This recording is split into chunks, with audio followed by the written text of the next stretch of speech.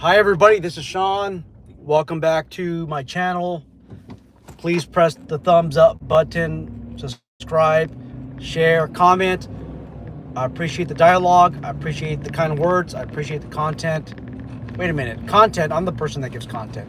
I appreciate your comments. Thank you everybody for your support. The time is 17:16, 7. I don't even know what I'm saying right now. I am exhausted. I'm ready to go to sleep. 7:16 in the PM. There you are. Or there I am.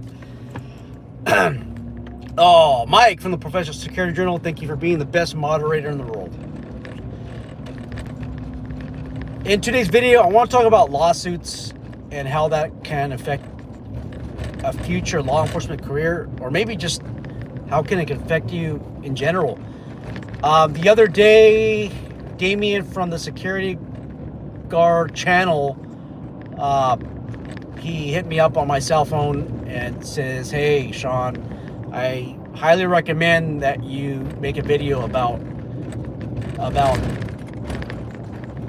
security guards being sued." And he asked me something about, have I ever been sued? So let me address that question. I've never, I don't think I've been, no, I haven't been sued. And you guys might be wondering, why did I stutter? Like, why did I wait a minute to answer? And I'll give you an easy answer for that. So what happens, especially in law enforcement, is when somebody wants to sue the law enforcement agency, they name the officer as an individual. And then later on, you get your name removed. You argue that this was employment related. It had everything to do within the scope of your employment. And then later on, your name does get removed from the lawsuit. But they have to remove you they eventually remove you as an individual, but you are named as an individual. I don't remember if I was part of like 30 officers getting sued. They put everybody's name. But I'll tell you this, I never had to go to court because I am being sued for something. I've done the suing. I think I'm at 3 lawsuits like that I filed. But remember, I've been in security law enforcement for 25, 26 years. And you're going to get grievances. You're going to get unsolved grievances. And you're going to try your best to resolve everything out of court. And eventually it doesn't work in your favor. And you have to end up in the court system. And I had a case, one of my cases ended up in the California Court of Appeals. And the case was so dumb, the judges refused to make it a published decision. So it was left unpublished. If your case is left published, that means that in any appellate court system, in any state, even at the federal level, your case becomes case law. And now attorneys, judges, they can cite your case. Didn't happen with me because mine was pretty dumb. Mine was wrongful termination, and it was just a ridiculous reason. I moved past that, and I got so much experience in the court system, being a plaintiff, going through the different motions. At the time I thought, you know what? I want to be an attorney because I know what is happening. I know the process, but obviously you don't know what you don't know what you don't know. And that was me like decades ago. Anyhow, let's talk about lawsuits, right? Guys, there's so many private security officers out there engaging in litigation, inducing behavior. And it usually starts with the arrest, false arrest. I told you guys the situation of 2 security guards that detained a domestic violence victim. Okay, they're thinking, hey, you know what? We're going to detain the man or the male because males are more likely going to be the domestic violence suspect. They detain this person, not even on the property, guys. So the incident happened off property. They're just patrolling, going from one account to another, and they saw what they thought was a DV, a domestic violence situation. They put the male in handcuffs. Well, the female ended up going to jail. She was the dominant aggressor, right? Things like this create litigation. When you pull that trigger on another human being, that's creating litigation. Now, I hope that you're doing it to save your life. We talked about using a firearm to protect the lives of other people, but I think in most cases you come...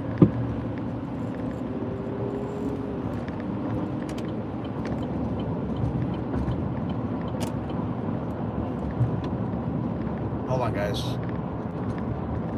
I don't know if my tire popped or not, but I don't think it did. In most cases, you do come first. Okay?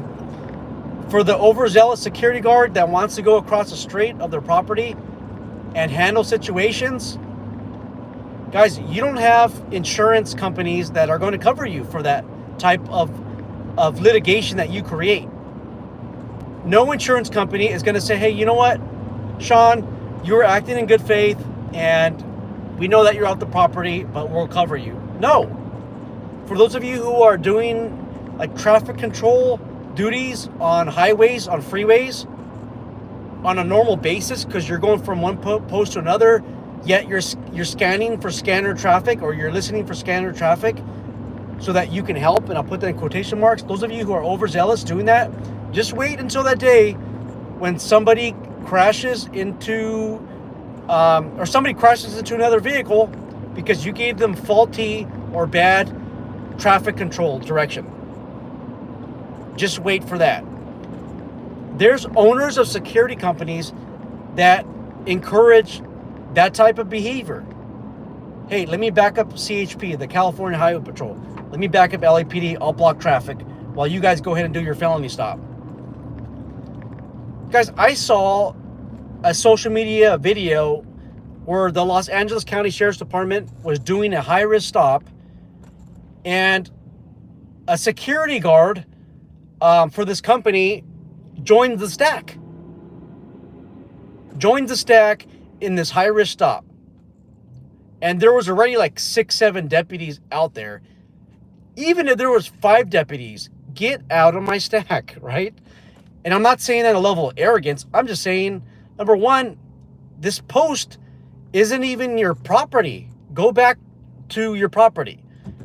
Now, there's obviously highly trained, skilled security officers that are trained better than law enforcement. Yeah, they are a dime a dozen, guys. But the guy that I saw in this video, the security guard, he was not one of those highly trained people. And the sheriff's deputy even asked, what agency do you work with? And that security officer named the agency, security company, but it almost sounded like they were representing another law enforcement agency, right? And I think in a quieter tone, I think he mentioned like we're private sector or private agency or something like that. But under the stress of the incident, you know, you're the cop that's taking down this high-risk offender, and all of a sudden somebody just names something that you think it could be agency, but you're not sure. Like, you don't really think about it. You're not questioning the situation because you're trying to resolve conflict that's immediately in front of you. That is creating litigation, guys. And let's just say, you know, I keep hearing the term trigger happy, right? Cops are trigger happy. Most cops are not trigger happy. If you're a cop and you think by taking someone's life, it's going to make you feel good, that's sociopathic behavior. And I don't know of any cops that want to just take people's lives just because. That's criminal. It's psychotic behavior. Almost every single cop that I've talked to that's been in some type of lethal force encounter, and I've had discussions with at least 10. They didn't just wake up and say, oh, I'm going to take a life today. They respond to a situation in which they have to resolve it, and it just happens, right? Being in security, like, you don't want to get into a lethal force encounter. And I've done my stats, I did my surveys, and I think it was oh my goodness, I forgot the number. I think it was like 10% or 7% of you have been in some type of lethal force encounter, which is rare. Now, let's just say, hey, I'm driving to one post to another. I want to help the cop, or I want to help the police officer who's getting beat up. That is a personal decision, maybe ethical decision that you have to make. Me personally, I mean, I will not. I won't keep driving. I'm going to help. And even when I was never in law enforcement, I was in security. You know, I'm the person that would call because the person is swerving. Somebody is driving impaired, swerving across the lanes. I would be the first person to call. When I'm not law enforcement, I'm still going to help. But that's me, right? And being in law enforcement, if I'm in a situation that's awful, if somebody from the public doesn't want to help, I completely understand that they did not sign up for this. I completely understand. And I discourage anybody that wants to help a law enforcement officer. But I praise those who are really willing to risk life and limb and even the possibility of litigation to help. I don't know a lot of people that do that, but there are some, I want to say, guardian angel security officers that are out there. But all I'm asking you guys to do is know what you're getting yourself into if you get into a situation or you believe that you need help. There's so many super helpful security officers out there with the best of intentions, and then again they make a fatal mistake, and then they're featured on Instagram, on YouTube. It's just not worth it, and all of a sudden they're sued.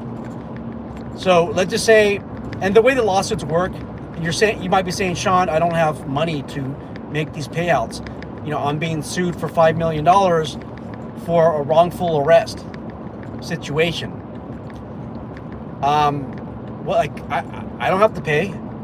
Well, number one, there is an asset examination that takes place when you are in a lawsuit. Okay, your assets can be reviewed by the courts, and if you lie about it, that's actually that's a perjurious statement, which is a felony. You cannot lie about your assets. And let's just say you lose, you have judgment against you, they can garnish your wages, guys. And it just depends on the state that you're in. It's a certain percentage. So can you just imagine your whole time working your butt off, you're paying some idiot like 10% or 20% of your paycheck goes to them. Like, don't you think that that's kind of ridiculous? And all you have to do is not be super helpful. That's it. That's it. I think most of the time it comes from attitudes. There's a lot of security officers that don't have a good attitude, right? They don't want to admit, I am wrong. Just like a bunch of cops that are seen with these First Amendment audits. They don't want to say, I made a mistake or I screwed up, or just keep their mouth shut. They keep going and going and going. They end up getting fired, sued for infringing on one's First Amendment rights, even on their Second Amendment rights, even on other rights, right? The right to have due process, which is covered in the Fourth and the Fifth Amendment. I'm constantly seeing on the videos that I have access to law enforcement officers making these mistakes. And security, it's like they like to copycat the mistakes that law enforcement makes. I'm not putting security in a negative light. I'm just bringing these situations in front of you guys as a matter of topic for today's discussion. That's it. You guys know I love security. The name of this channel is called the Security and Investigations Leadership Channel. The Security. Not even investigations come first. Security comes first. Okay? What do you do if you're named in a lawsuit? Okay? You need to contact an attorney. And you might be saying, Sean, I can't afford an attorney. Well, see, this is what happens with your employers, right? If your employer doesn't have insurance, and some of them don't, they're not going to cover you. You're going to be on your own. And remember, you're named as an individual in the lawsuit. Is your actions or inactions, was they worth it? Most of the time, it's not with security, it's not the inactions, right? It's the actions that you took. Even law enforcement, it's the actions. Now, I think Damien wanted me to touch on whether this can affect your law enforcement endeavors, maybe corrections. It depends, right? It really depends.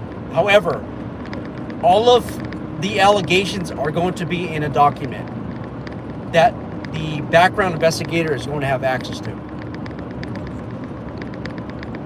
If the incident is currently in litigation, you're probably not going to get hired. You're probably not going to get hired by this law enforcement officer if it's currently in litigation. You have to wait until it resolves itself. If you get into like a use of force incident and it hasn't been resolved yet by your state's use of force board for private security, there could be an issue, right? However, California, I don't remember anything in the background investigation class that I took talking about regulatory boards and whether or not they have to wait until a use of force situation resolved. I mean, the reporting of use of force in private security, the laws are revolved around it. They're kind of new. They're kind of new. So I don't know what background investigators think, but it's not as bad of a situation than maybe with other licensing boards, right? Background investigators they're going to ask you, have you been sued before? And they're going to want all those documents. And if they believe that you engage in nefarious acts, you engaged in risk-taking behavior, and somebody was injured because of risk-taking behavior, you're not going to get that law enforcement job. You're not. On the federal level or the state level, you have to disclose your lawsuits. And you might be saying, well, I'm just not going to disclose my lawsuits, right? Okay. Well, now you're going to be disqualified from one agency for not telling the truth, which ultimately it kind of disqualifies you from all the agencies, even in other states, if you lie to one agency. Now, I think it's the best thing to do to be honest. Like, hey, I was named in this lawsuit. This is what happened, and this is how it was resolved. And if you are part of like a 30-person lawsuit, you better disclose that too. Because especially with the internet, that information is so discoverable. It is totally discoverable. Type my name into Google, Sean Sundahl, and see what pops up. I got nothing to hide. I got absolutely nothing to hide. What else? So we mentioned that cases are public information. Background investigators do not like it when you've been sued, but they understand it does happen. What they care about is the disposition of the case. If you have to pay out because you falsely detained somebody, which is actually it's kind of technically false imprisonment. If you move one person to another place, that's technically kidnapping. If there's criminal intent, then you're going to obviously be criminally prosecuted. But most private security officers do not have that criminal intent, and it becomes a civil form of false imprisonment, which could lead to a civil battery lawsuit as well. But if you're found guilty, you're going to have a hard time getting that law enforcement job. And remember, do you guys know what the standard of proof in a civil case is? So let me just test your criminal justice skills. For a criminal case, what's the standard of proof? What is the evidentiary standard? Comment below if you know the answer.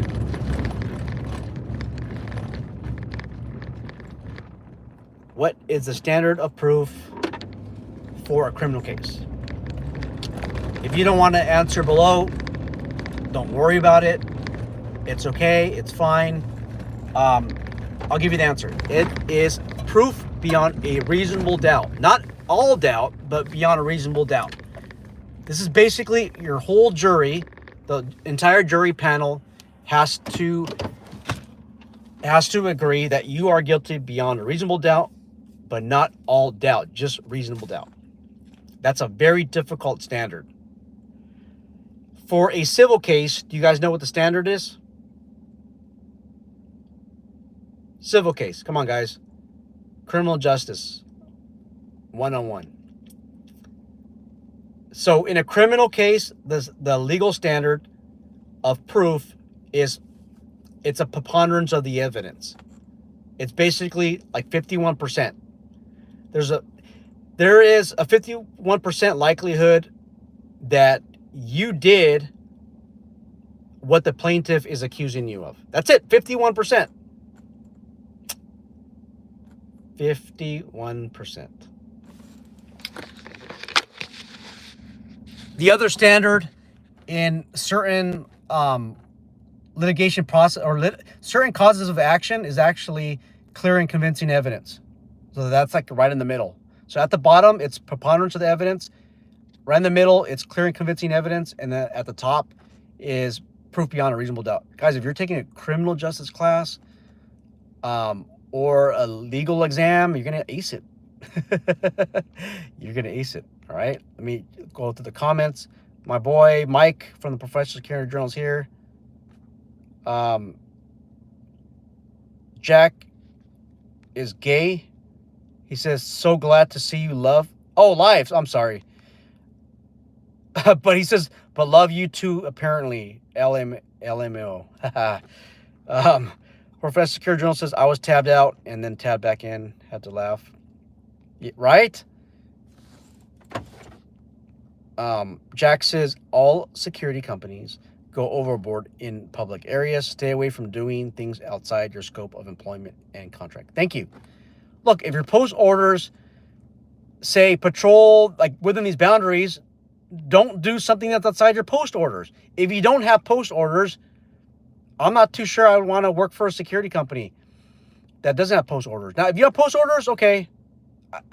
Do you have a policy at least? We'll go with that.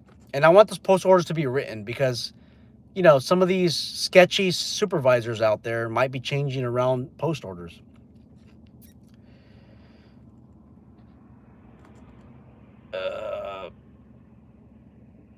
Jack says, hold on. Jack says, be professional, exercise your legal authority. Yep. And then he says, Arcadia Security and Citywide both look great, but act accordingly. Mike says, Arcadia are unprofessional. Don't. I'm not gonna get started on this.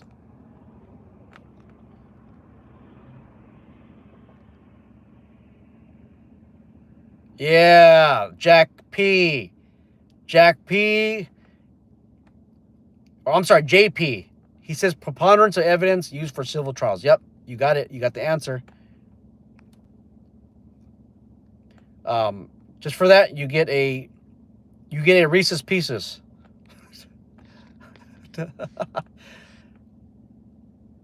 Mike says, between everything on Sean's channel and the viral and taser incident, they're a joke.